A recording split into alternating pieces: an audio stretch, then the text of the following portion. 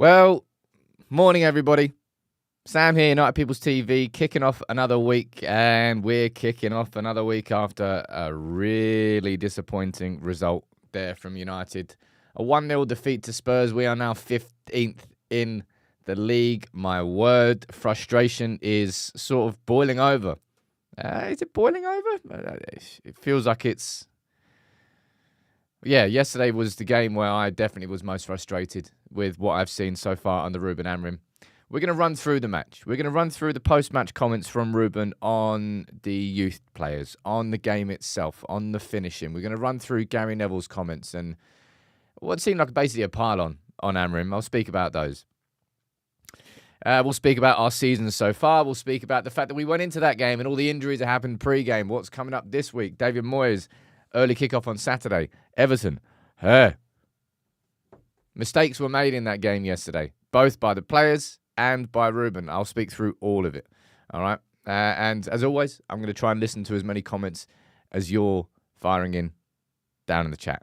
Now, what I will say here is, whether you is this badly timed or well timed? I don't really know. Probably well timed when you think about it.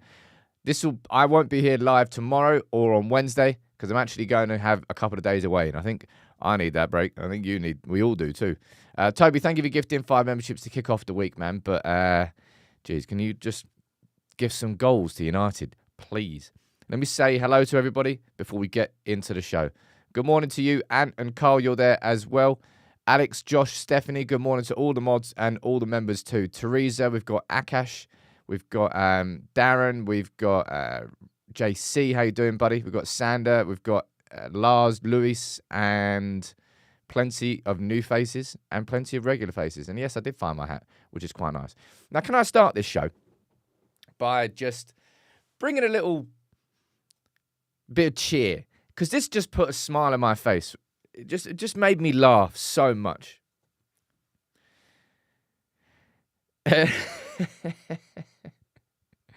It's just the idea, right, that the Qataris are right there and they still want to buy United, and Sheikh Jassim is there. So, like, a source is right next to Sheikh Jassim goes, you know what, lads, you know what we should do?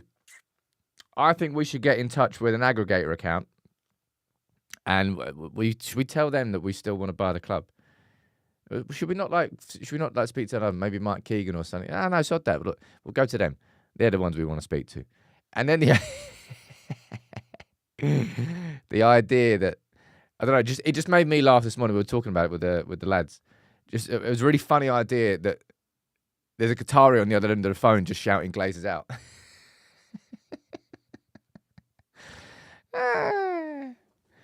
Well, that's what happens when you're 15th, right? This sort of stuff will come back.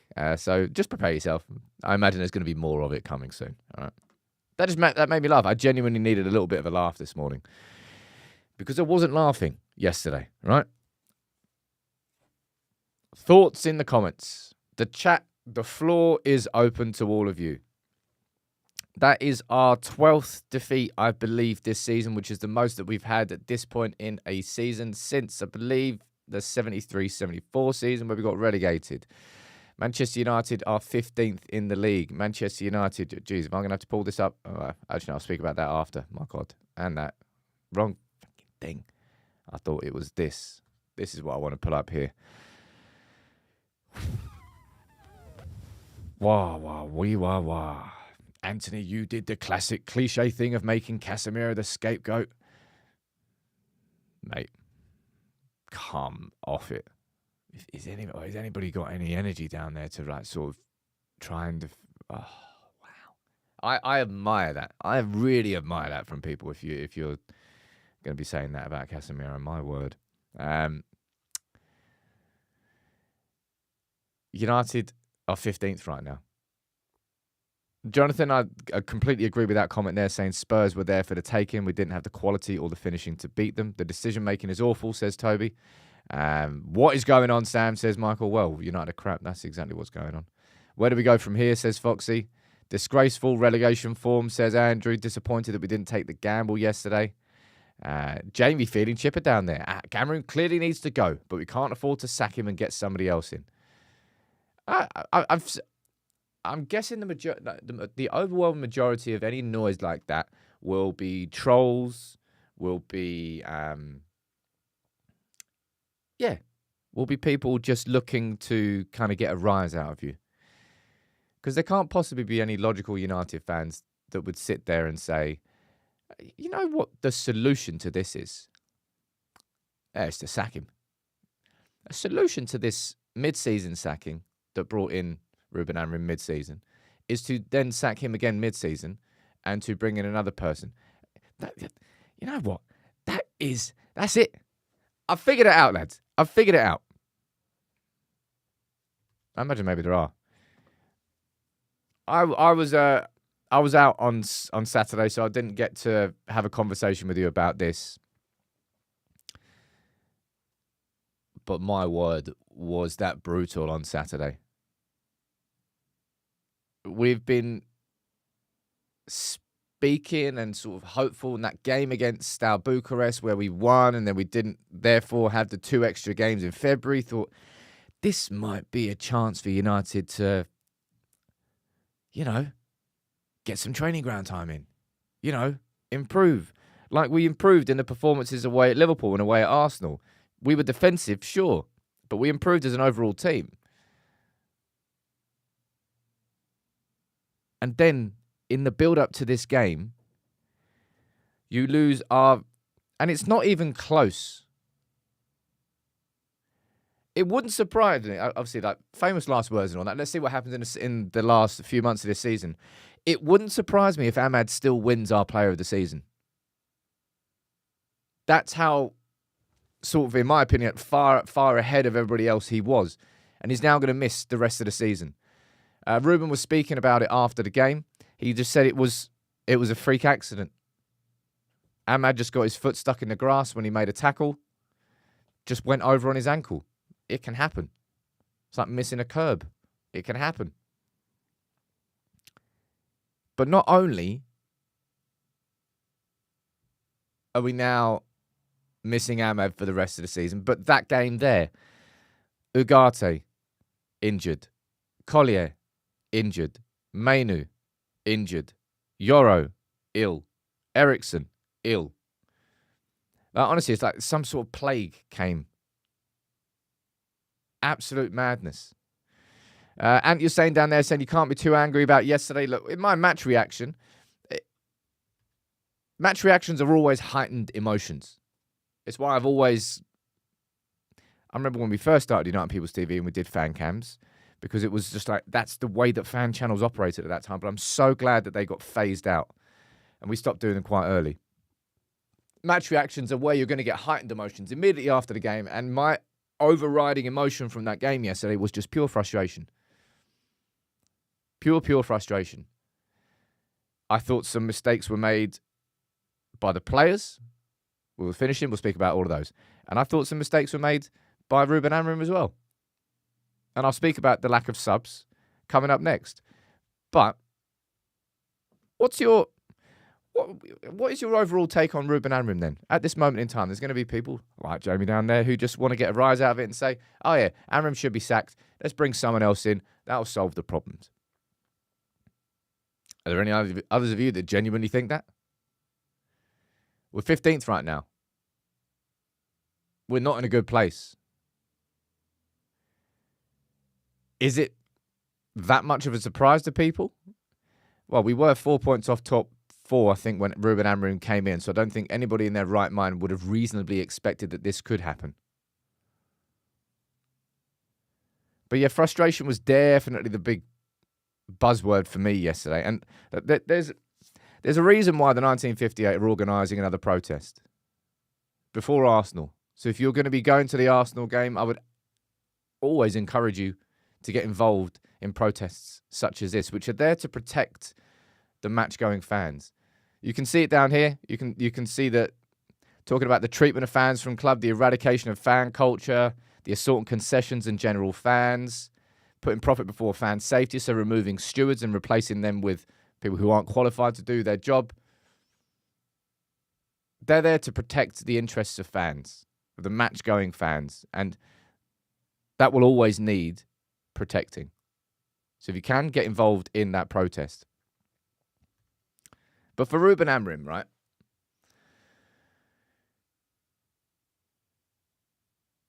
There is a reason why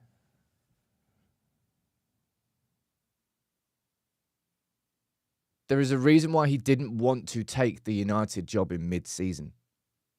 There is a reason why when Omar Barada flew out to Lisbon to sit there and have a conversation with him, he said, "Well, can I take this job in the summer?" That was his reaction. I'm sure he was delighted to get the offer. It was his dream job. That's why he took the job mid-season, because it was a case of you either take the job now or the job won't be there for you. And of those two situations, well, you put me between a rock and a hard place there. Because, of course, I'm going to come mid-season. This is where INEOS have ballsed up massively. Like, they've made plenty of mistakes so far. The two biggest mistakes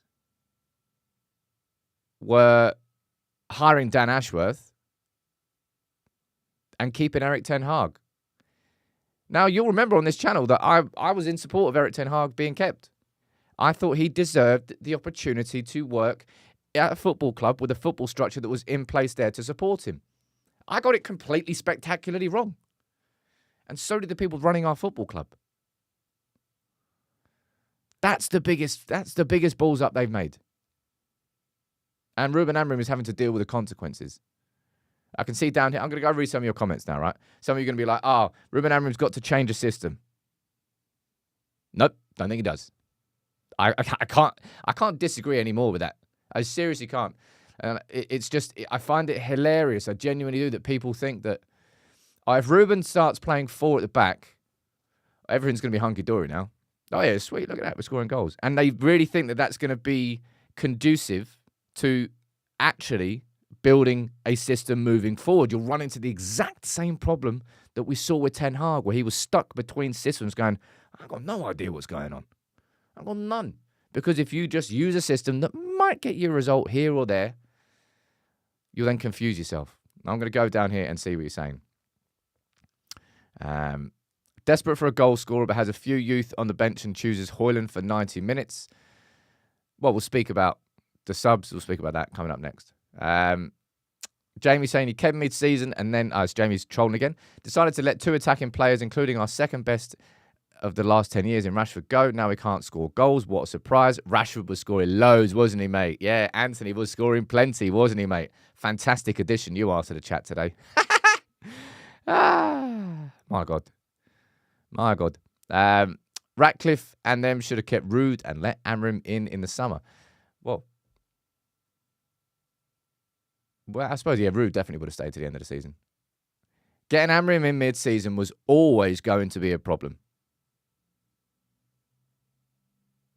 Always. I didn't expect it to be this much of a problem. But you want to know, like, the truth of this. I've got a picture of Garnacho here. I could have a picture of Rasmus Højlund. I could have a picture of Joshua Zirkzee. I could have a picture of any other attacker, all right? If Ruben Amorim just had somebody who was finding the back of the net, even with like 1 in 4 of their chances, 25% conversion. Even if it was that, the narrative for these first few months would just have been totally different. Simply by having somebody who could find the back of the net. Because Garnacho yesterday,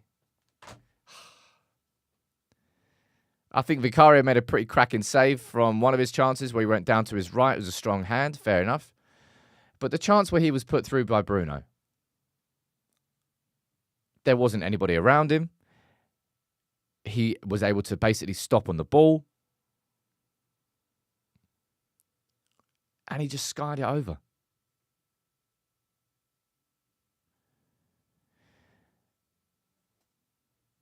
If Ruben just had somebody who was fun, and I'll be totally honest, I think Erik ten Hag could say the same thing.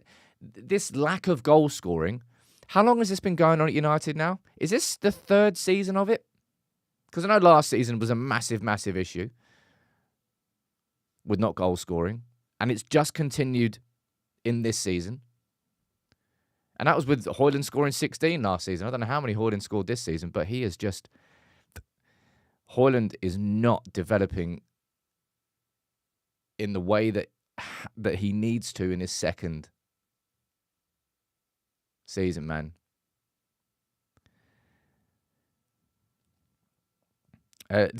This summer, United are going to be signing a striker, right? Absolute given. I don't know how much we're going to be able to spend on a striker.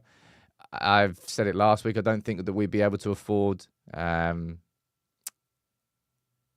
Gyökeres. I kind of stand by that. But for a lot of people yesterday, there was a lot of frustration. And I think this is definitely worthy of a conversation. I'll speak about the youth next. I think there might have been a couple of super chats. I'll read those two out, and then I'll go back and we'll have a conversation about the super chats. Alex is saying one team took their chances, the others didn't, and that's exactly what Ruben Amorim focused on in his post-match press conference, or just comments. Dennis saying Amorim has to be brave and play the youth players, and I'm going to speak about that next. And there's one more there from Jason saying this team can't function together. Zirkzee was on top form yesterday, and then Garnacho was missing sitters. I've been waiting for this team to perform as one, but it's mostly individuals. I mean, we have performed as one. I go back to those games away at City. We stayed as a collective unit and a team right until the end. And we got 2 late goals and we won 2-1. Away at Liverpool, we played like a proper team. Real team. We were winning. Came away with the result, and that was a good performance as a team against Liverpool. And then against Arsenal, you're down to 10 men for 60 minutes in a game. And then you win on penalties. Like, all 3 of them were really good collective team performances. Largely defensive performances. Staying compact, staying as a unit, but good defensive, but good team performances. So we have done it before. But that there, right? There's a positive in the fact that United's... No, I can't read it. I'm sorry. I can't look at that bench yesterday from a positive angle first and foremost. I'm looking at that bench yesterday and I'm seeing that Victor Lindelof was the only player on this stat, blew my mind, and I think it always will. Victor Lindelof was the only player on that bench yesterday who had actually played for Manchester United before. Going into a Premier League game, Amorim has one sub that he can look on for any experience at all. Mind-boggling. Off the back of a week where just an absolute... who was it? It was Ahmad, Ugarte, Collier, Mainu, Yoro, and Eriksen. All in this week. Now, my 2 cents on this, before I run through Ruben Amorim's comments and I get your opinions on it too. Understood why none of them started. Thought it was the right call. Putting them into the deep end there, starting in that game. You don't know how the game's going to play out. You kind of knew how it was going to play out. Understood not starting them. Fine. Going into the second half, kept the same 11 on. All right. I was like, okay, well, we give it like 10, 15 minutes and see if anything changes. Now, United were better in the second half and we actually played our best football for sure. But going into that last 20 minutes, Højlund and Zirkzee were both absolutely shagged. They were knackered. Casemiro was double knackered in midfield. And I understand the concept, right? If you look at the ages of the lads there on the bench, absolutely nuts. I understand the concept of why Ruben Amorim didn't play the players, right? Let's run through these quotes.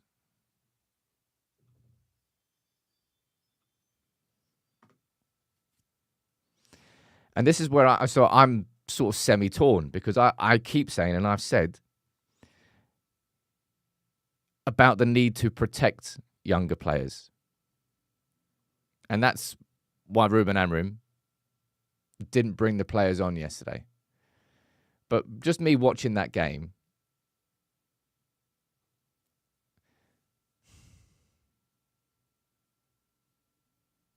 Chido definitely deserved. Is it deserved? It wasn't. It's not about deserved.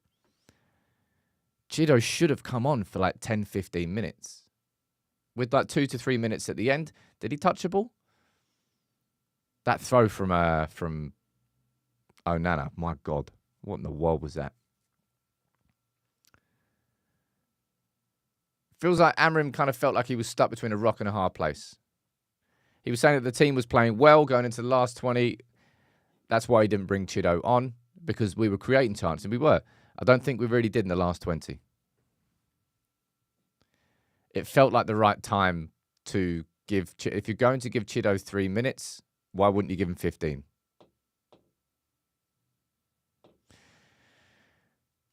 And could we just talk about that first, right? That positive of it. Like, congratulations to Chido. He now becomes the third youngest player behind Angel Gomez and Shola Shoretire to make their Premier League debut for Manchester United at 17. So a massive congratulations to Chido. He's now broken through into the first team environment. We can now consider, well, you can't consider Chido a first team squad member. That's not the case, but Ruben Amorim felt that he was ready enough to come on, so Ruben Amorim will use him in further games. Maybe we'll see him play in the Europa League. Maybe we'll see him play in the League Cup. But I think you need to see him on the bench in the league games. So congratulations to Chido, right? For that. It's a big moment for him in his career. But what's your take overall on the academy players? Look, they're going to be playing this season. And this is the annoying thing. I understand why Ruben Amorim says that he wanted to protect his players, but for me in that last 20 minutes, I was looking at how Casemiro was playing, and I don't really see how Sekou Kone could have come on to that in that environment. We were losing 1-0 already. So if we were to, like, worst case scenario, we play, Sekou Kone comes on, and he gets skipped past, and then United concede another and we lose 2-0. Does that change the result of the game? No. Is it a baptism of fire? Sure. But it's a bit like Lenny Yoro's performance against, was it Rangers? Well, he was getting skinned, turned inside out, but it didn't matter because we won the game anyway. I just don't see how... I don't know. It is, Kevin. It's such a tough one, this one. King Cantona saying they're not ready. I've seen some of the academy cases. I wouldn't personally say that Sekou Kone is particularly ready for first team football. So maybe I'm undermining myself here. I was surprised, but that was a consequence of Mainu and Ugarte and Collier and Eriksson all being injured. Jonathan saying Casemiro was stranded on his own most of the game as Bruno had to cover the flank. Yeah, I do agree with that, but I don't agree with the idea that I'm scapegoating Casemiro at all, man. It's been a long and painful goodbye, man. It's really been a long and painful goodbye. You'll never see that again. Was it Southampton? My bad, not Rangers. Well, you get the point, because the same thing still stands. No one really talks about that performance for Yoro. He would have learnt a lot from it, but no one talks about it because the result didn't change. I don't think the result, well, it wouldn't have changed. It may or may not have, but it wouldn't have got any worse because we were already losing by the time you could have brought him on. Yeah, Yoro is the exact same age group as all of them down there. Jibak saying Jim Ratcliffe chased Ashworth for 6 months, paid $2 million for him, and then sacked him in 5 months. He gave Ten Hag a 1-year extension and sacked him in 3 months. Amorim won't last beyond this spring if he can't improve the players.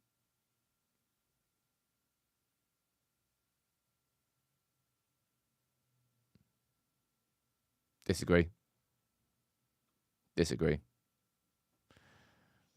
I think Ruben Amorim is their man, and like INEOS fucking knew, like, we ballsed up.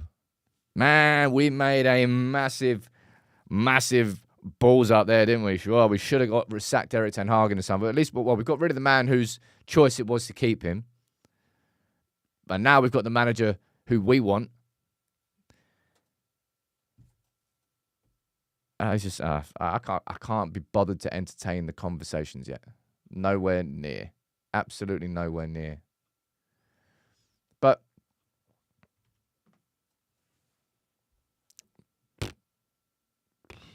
Casemiro, man.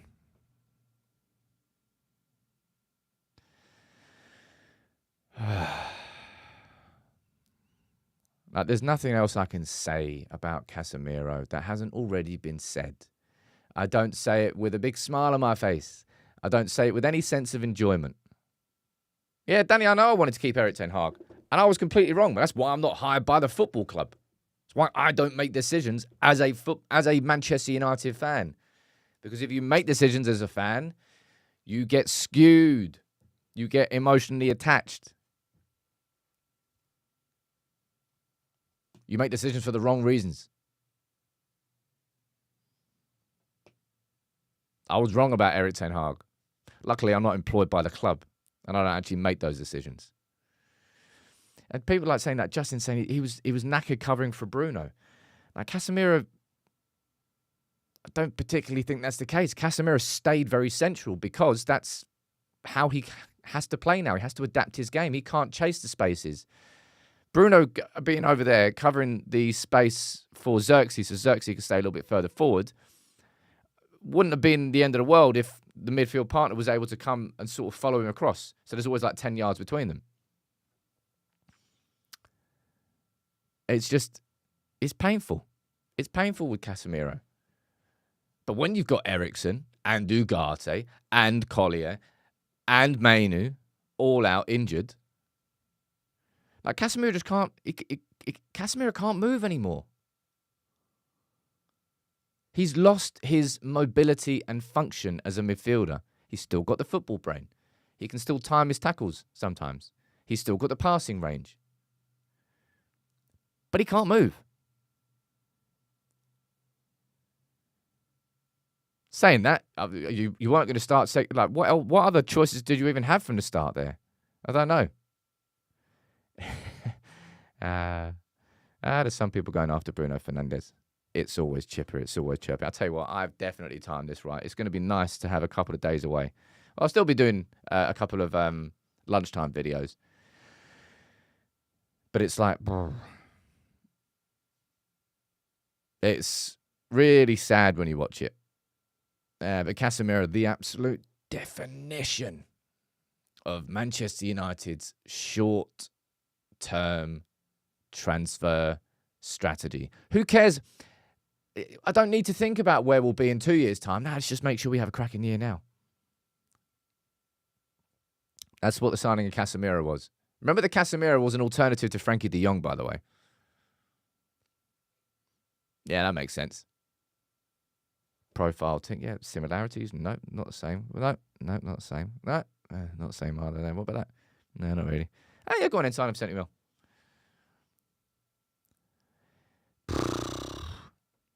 I don't really know. Like, if I can ask you a question here, ladies and gents, right? What happens now? We've got Everton away at 12:30 on Saturday. What a time to play them. Alexandra, why is this channel not speaking about how the Glazers and INEOS have completely destroyed this club?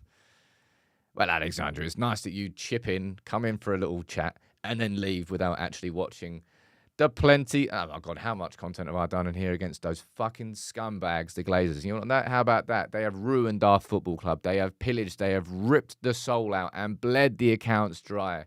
And then they wouldn't sell the club because they were greedy and they wanted 8 billion that nobody was going to pay. And then INEOS found a way in. Remember that INEOS wanted to buy out all of United and then they got told it wasn't legal and then they found that 27% with the intention of hopefully within 3 years getting the Glazers out.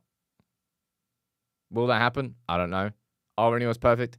No. Have they made a ton of mistakes? Yes.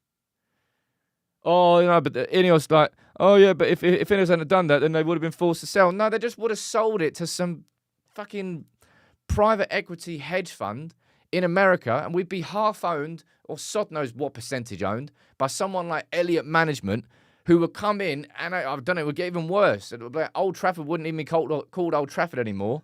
It'd be like the Nokia Arena. And then you'd be pissing and moaning a bit more. Everton to win 2 or 3-0. Oh, God, I swear to God, if we lose to Moyes, which is highly possible, by the way. Highly, highly possible.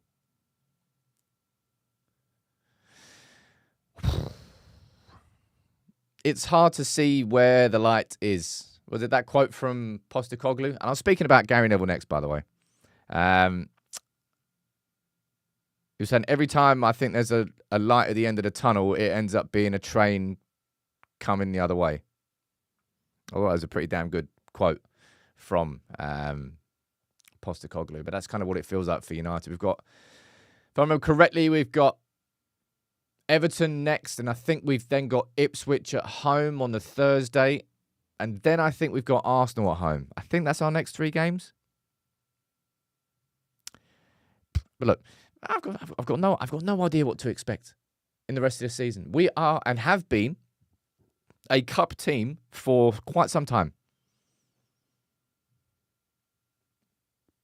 Winning the Europa League, I need to look at the numbers on this because I don't actually know, but as far as the finances are concerned, like winning the Europa League won't make this season a success in any way, shape or form. But winning the Europa League might be like the financial steroid injection that we can't do without.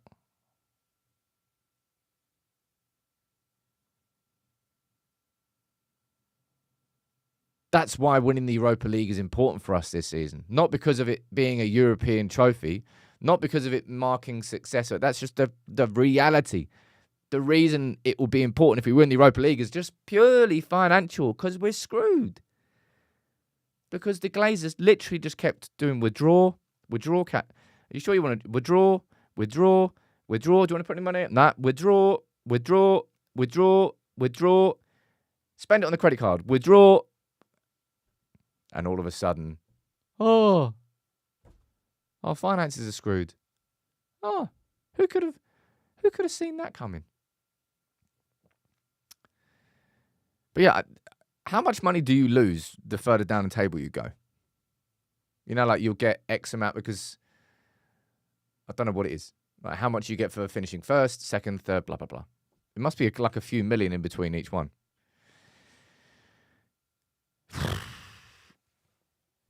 I don't see anything changing at any point for the rest of the Premier League season. I think we'll have our moments, we'll have our ups. We'll certainly have our downs. We currently are down. We are 15th. We're not getting relegated. We never were going to get relegated. We're not involved in that. You can shout that if you really want to, but you know that it's not going to happen. If you want to jump on the pylon for Amorim, then you can involve that conversation. But we are really in a bad position. But you know who I want to quickly speak about, right? 2 players, in fact. Toby, I can just see you down there. Thank you for gifting 20 memberships, man. Can all of you, if you haven't already, please join in the Discord. It's completely free. The mods will drop a link down there. It's a place where the United People's TV community exists outside of the live shows. It brings all the communities together from Instagram, from YouTube, from Facebook, from Twitter, to actually just talk properly about United. So if you want to, please go over there. I'm sure you'll enjoy it. Apparently it's 3 mil per position on the ladder. I mean, that's a lot. That's what I mean. 3 mil was probably about as much as I reckon the club would make off the ticket price rises. That's what I think. 2 players I want to speak about from yesterday. 2 players I want to speak about from the game yesterday. Zirkzee and Dorgu, right? Because if we're going to be looking at individual performances there, And I've pulled out some bad ones, and we've spoken about the finishing. We've spoken about the midfield, the space we had in midfield. Zirkzee, playing the way that Zirkzee plays. Oh, wow, bombshell moment, man. Zirkzee's better when you play him in a number 10 role. Oh, my God. That's so unbelievably shocking. I never in a million years would have ever predicted that Zirkzee would be better in the position he actually plays. Mind blown. Oh, my God. Mind blown. His mobility, I think, is always going to be a bit of a problem, right? Just like the frame of him, the size of him, the bulk of him doesn't allow for the sort of twitchy, sharp movements that you typically associate with inside forwards in the Premier League. But yesterday, he was really good, man, in that link-up role. Issue is he's linking up with people who can't bloody score. Fantastic. For Zirkzee to work, you need a midfield behind him that's just going to sweep up. And it's just, where are United's problems? I don't know, mate. How about bloody everywhere? Zirkzee deserves the praise that he got from fans yesterday. It's been a tough season for him so far.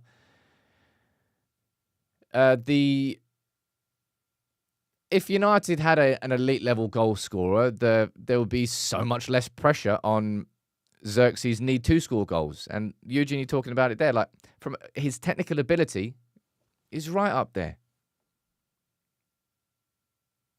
Right up there, man. I think there's a player there. I can see there's a player there. I saw the player yesterday. But for him to work there, you need two absolute,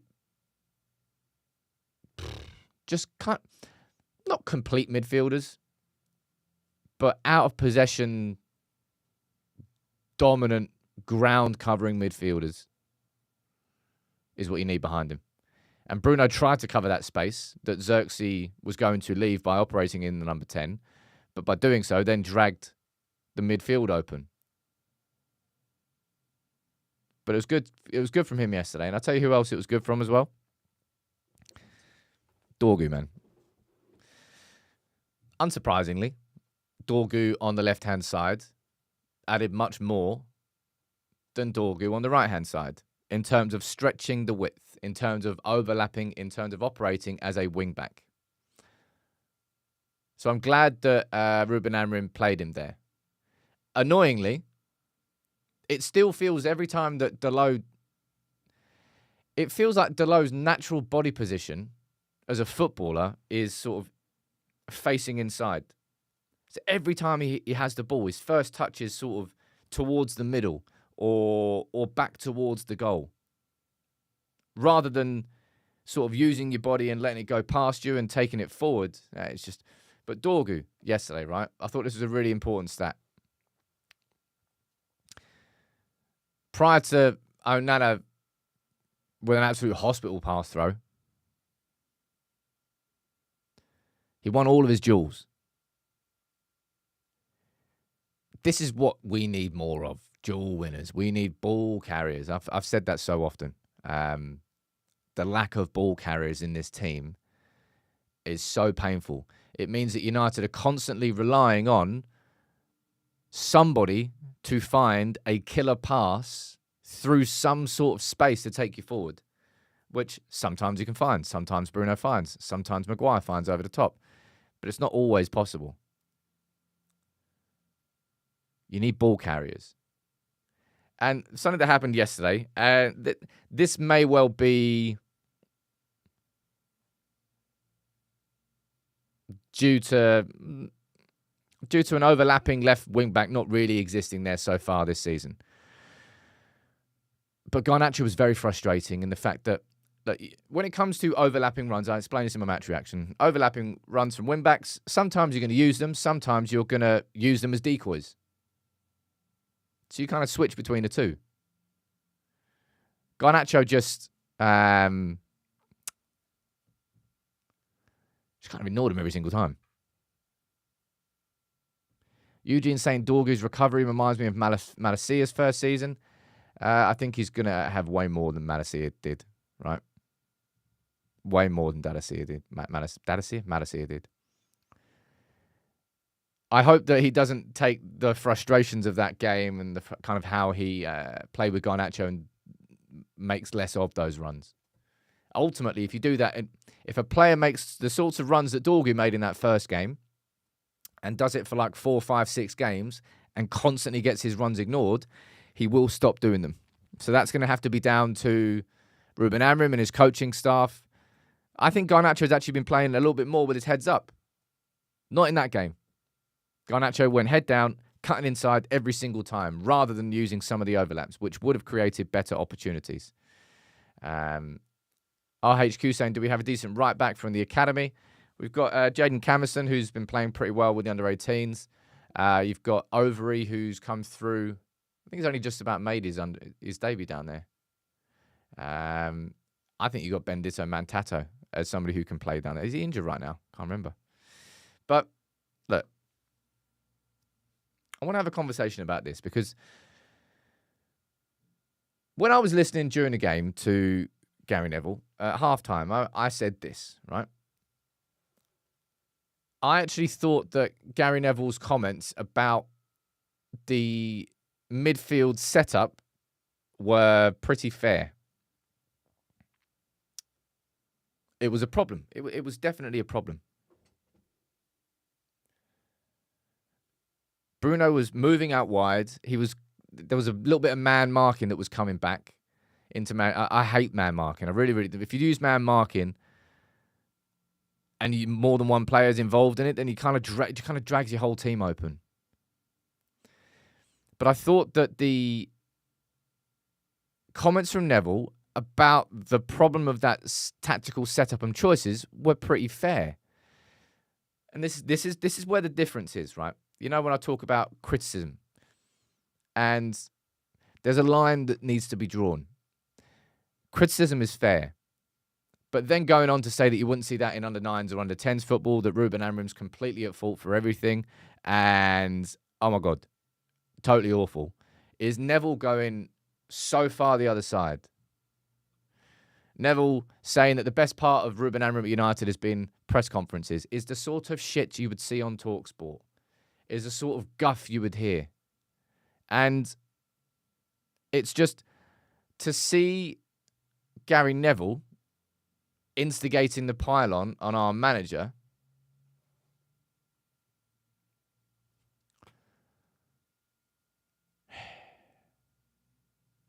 It's just, it sucks, man. Like, Gary has become so, he's completely lost any sort of loyalty to United whatsoever. And it's just I think it's just frustrating. It's the sort of energy I would expect from somebody who hasn't committed his career to our football club.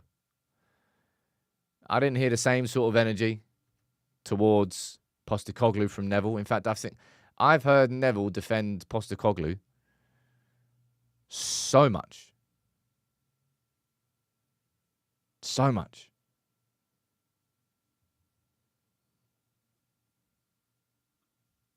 Not the same sort of energy towards Ruben Amorim, though. I might do a video on that tomorrow. I'm going to see what you're saying in the comments. Right. Gary Neville's a turncoat. He is more a media man than a fan at the moment. It's been that way for a long, long time. When Gary first went into punditry, obviously he was a United fan, and he basically got it beaten out of him to be a United fan to at any point in time wear red-tinted specs. So far, so that he is where he is now. What did it?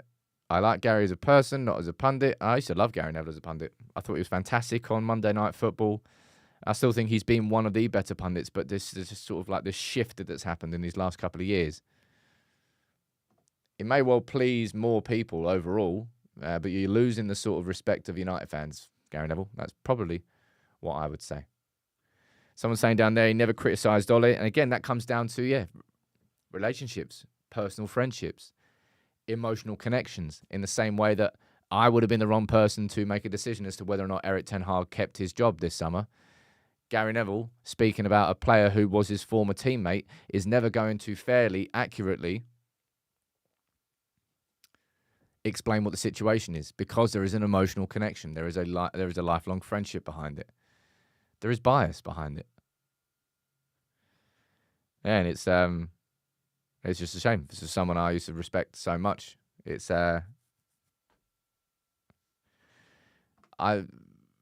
Ruben Amorim doesn't need a pile-on from a player who's... How many appearances has Gary Neville got for United? 500, 600? I don't know what I was saying in the pub quiz. I got like 600. 602. There you go. Yeah, you just wouldn't expect that sort of energy from a player who had played for our football club 600 times. That's what I think. Let me see what else you're saying in the comments.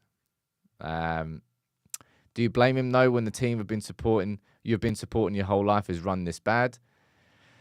Well, because Gary Neville's on the Old Trafford task force, he's working directly with the club. So he knows that he won't be able to speak as openly. Because remember, Gary Neville was very, very vocal around the Glazers for a good few years, actually. He can't be like that anymore because he's on the Old Trafford task force, because he's working directly and inside the club. So your ability to therefore comment as a neutral won't exist anymore. Criticism is par for the course. Criticism is part and parcel of the football space. And criticism was deserved yesterday for that midfield setup. I thought it was wrong. But it's going too far. Hardly a pile-on. He is the manager. Again, standards should apply to everyone. Well, if you do the same standards that apply to everyone, then I disagree with you, Brett. Right? I disagree with you. Gary Neville is sounding far more like he's played 600 games for Liverpool than he is sounding like a man who has played 600 games for Manchester United, in the way that he talks about our club and the way that he talks with the energy about our manager. Personal opinion, right? Now, of course, wrap up the show here quickly. Antony yesterday banging in an absolute ridiculous volley for Real Betis. That's now 3 goals in his first 4 games. 3 games? 4 games. And 3 man of the matches.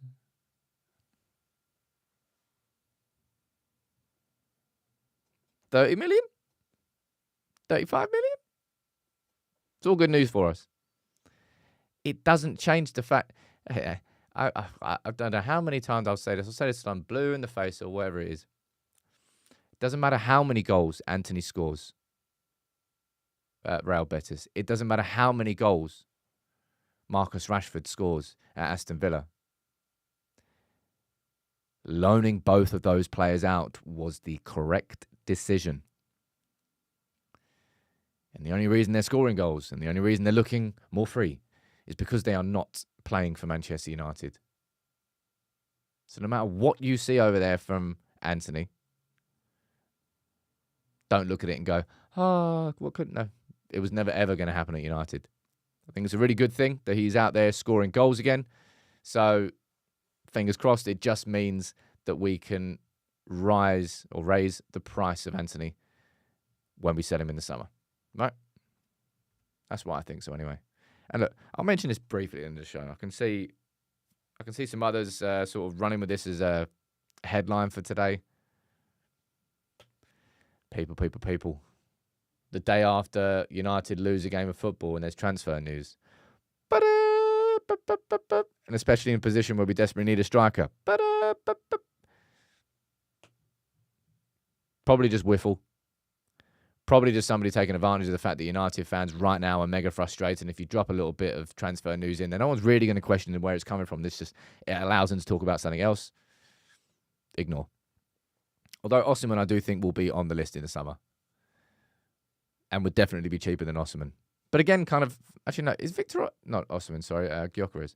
Is Osimhen, is he 25? 26.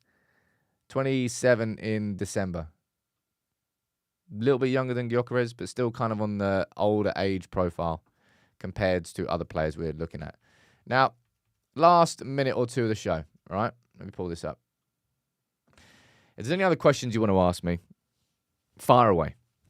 This will be the last live, say last live. I won't be live tomorrow or Wednesday. We'll be back live on Thursday, but I'm going to try and do a couple of recorded videos as well. Just where are you right now? Just as a little finisher. Frustration is fever pitch.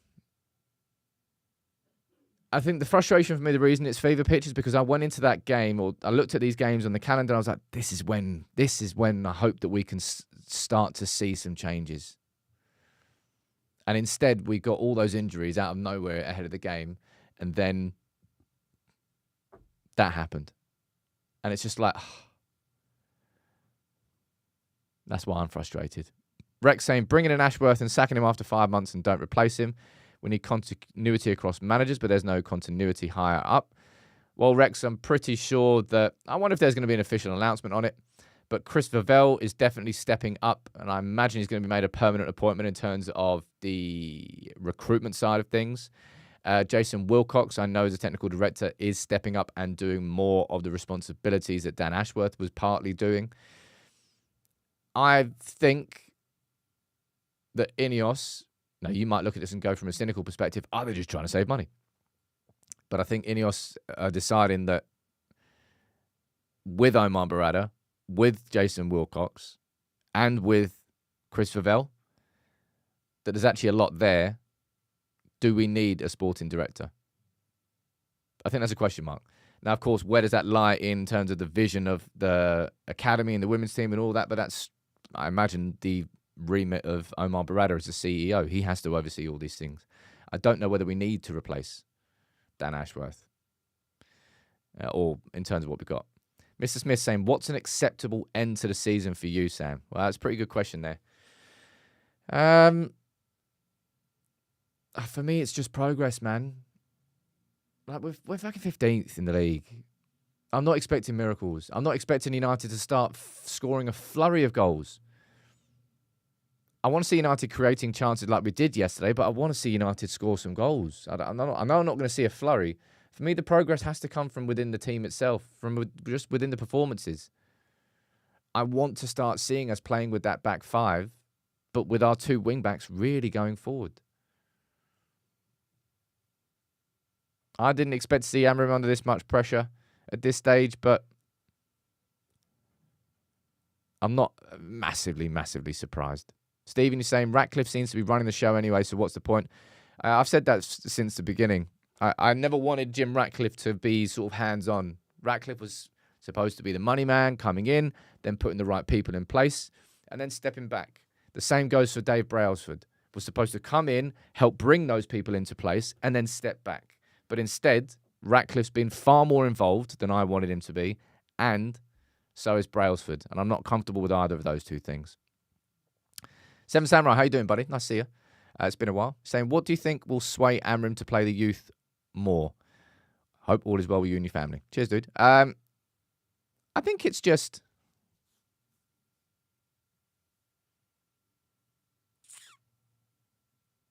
He won't do it out of desperation. I think that much is clear now. Whether you think it was the right... And I genuinely... It wasn't that it would have been a desperate move to bring on Kone for Casemiro. I thought it was like a really quite an obvious move. Like, Casemiro's really struggling out there. He's dead on his feet. Even from just an out-of-possession safety perspective, I would put in just someone there for legs. That's why I thought he should have been brought on. We're not getting relegated into that conversation. Fan base is pretty toxic these days. Literally no common sense. the fan base has been... the fan base is pretty toxic, I'll be honest. But the fan base is massively split, has been split for a while. No, not just split, but there's only so many false dawns that a fan base can take before it starts to sort of impact the fan base. How do United start scoring? We need goals from all over the pitch, man. That's a big thing. I'll say we need goals from midfield, and then our entire midfield gets bloody injured. Don't know how long Mainoo's going to be out for. Ugarte was a big miss against Spurs. You really, really saw that. But sort of, right, it is what it is. Well, it's not a case of it is what it is. We're 15th. I never expected this. And I don't know where the upturn comes from. I'll be totally honest, I don't know where the upturn comes from. I can't look at an individual now, I can't look at anything else. The only upturn is going to come when the players really start to play well in this system, and it's going to be down to them.